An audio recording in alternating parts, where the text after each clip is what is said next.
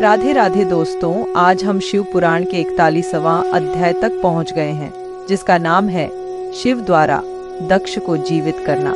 चलिए अध्याय शुरू करते हैं। देवताओं ने महादेव जी की बहुत स्तुति की और कहा, भगवन आप ही परम ब्रह्म हैं और इस जगत में सर्वत्र व्याप्त हैं।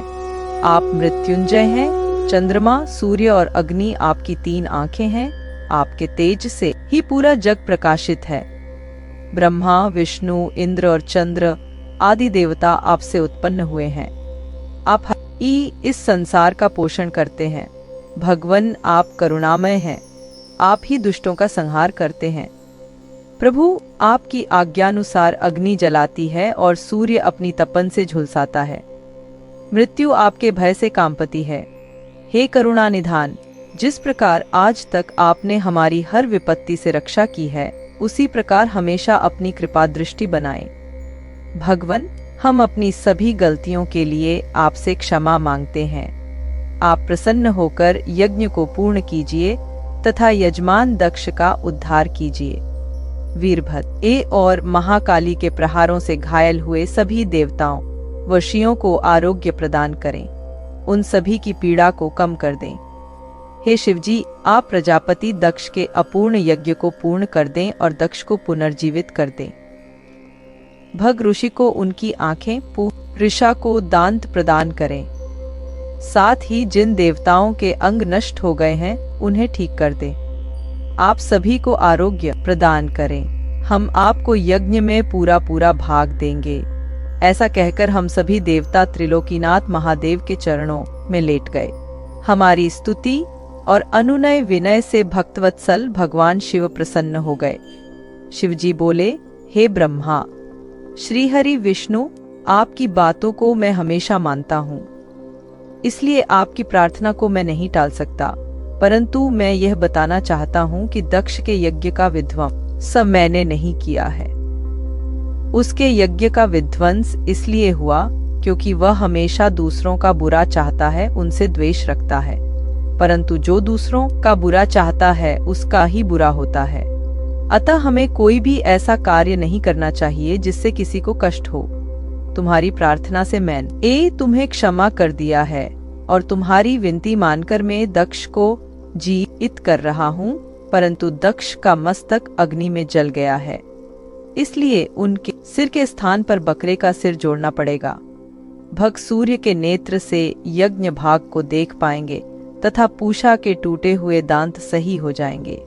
मेरे गण द्वारा मारे गए देवताओं के टूटे हुए अंग भी ठीक हो जाएंगे। भृगु की दाढ़ी बकरे जैसी हो जाएगी। सभी अध्वर्यु प्रसन्न होंगे। यह कहकर वेदी के अनुसरण करता परम दयालु भगवान शंकर चुप हो गए। तत्पश्चात मैंने और विष्णु जी सहित सभी देवताओं ने भगवान शिव का धन्यवाद किया। फिर देवर्षियों सहित शिवजी को उस यज्ञ में आने के लिए आमंत्रित कर हम लोग यज्ञ के स्थान पर गए जहां दक्ष ने अपना यज्ञ आरंभ किया था। उस कनखल नामक यज्ञ क्षेत्र में शिवजी भी पधारे। तब उन्होंने वीरभद्र द्वारा किए गए उस विध्वंस को देखा। स्वाहा, स्वधा, पूषा, तुष्टि, धृति, समस्त ऋषि, पितर, अग्नि व यज्ञ, गंधर्व और राक्षस वहां पड़े हुए थे। कितने ही लोग अपने प्राणों से हाथ धो चुके थे। तब भगवान शिव ने अपने परम पराक्रमी सेनापति वीरभद्र का स्मरण किया। याद करते ही वह वीरभद्र तुरंत वहां प्रकट हो गए और उन्होंने भगवान शिव को नमस्कार किया। तब शिवजी हंसते हुए बोले कि हे वीरभद्र, तुमने तो थोड़ी सी देर में सारा यज्ञ विध्वंस कर दिया और देवताओं को भी दंड दे दिया। हे वीरभद्र, तुम इस यज्ञ का आयोजन करने वाले दक्ष को जल्दी से मेरे सामने ले आओ। भगवान शिव की आज्ञा पाकर वीरभद्र गए और दक्ष का शरीर वहां लाकर रख दिया, परंतु उसमें सिर नहीं था। दक्ष के शरीर को देखकर शिवजी ने वीरभद्र से पूछा कि दक्ष का सिर कहाँ है। तब वीरभद्र ने बताया कि दक्ष का सिर काटकर उसने यज्ञ की अग्नि में ही डाल दिया था। तब शिवजी के आदेशानुसार बकरे का सिर दक्ष के धड़ में जोड़ दिया गया। जैसे ही शिवजी की कृपा दृष्टि दक्ष के शरीर पर पड़ी, वह जीवित हो गया। दक्ष के शरीर में प्राण आ गए और वह इस प्रकार उठ बैठा जैसे गहरी नींद से उठा हो। उठते ही उसने अपने सामने महादेव जी को देखा। उसने उठकर उन्हें प्रणाम किया और उनकी स्तुति करने लगा। उसके दक्ष के हृदय में प्रेम उमड़ आया और उसके प्रसन्न चित्त होते ही उसका कलुषित हृदय निर्मल हो गया। तब दक्ष को अपनी पुत्री का भी स्मरण हो गया और इस कारण दक्ष बहुत लज्जित महसूस करने लगा। तत्पश्चात अपने को संभालते हुए दक्ष ने करुणानिधान भगवान शिव से कहा, हे कल्याणमय महादेव जी, आप ही इस जगत के आदि और अंत हैं। आपने ही इस सृष्टि की रचना का विचार किया है।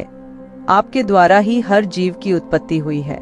मैंने आपके लिए अपशब्द कहा और आपको यज्ञ में भाग भी नहीं दिया। मेरे बुरे वचनों से आपको बहुत चोट पहुंची है, फिर भी आप मुझ पर कृपा कर यहाँ मेरा उद्धार करने आ गए। भगवान, आप ऐश्वर्य से संपन्न हैं।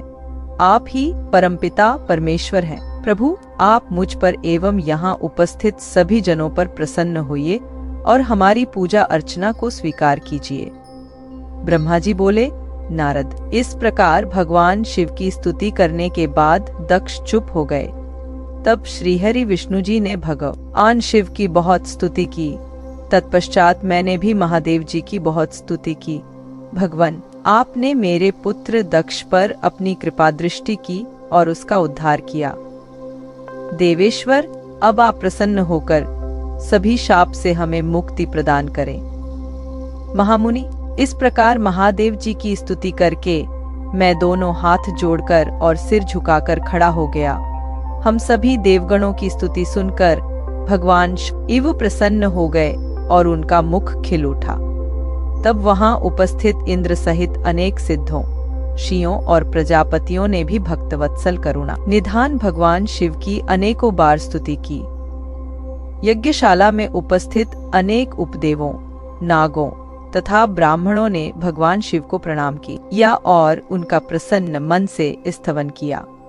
इस प्रकार सभी देवों के मुख से अपना स्तवन सुनकर भगवान शिव को बहुत संतोष प्राप्त हुआ।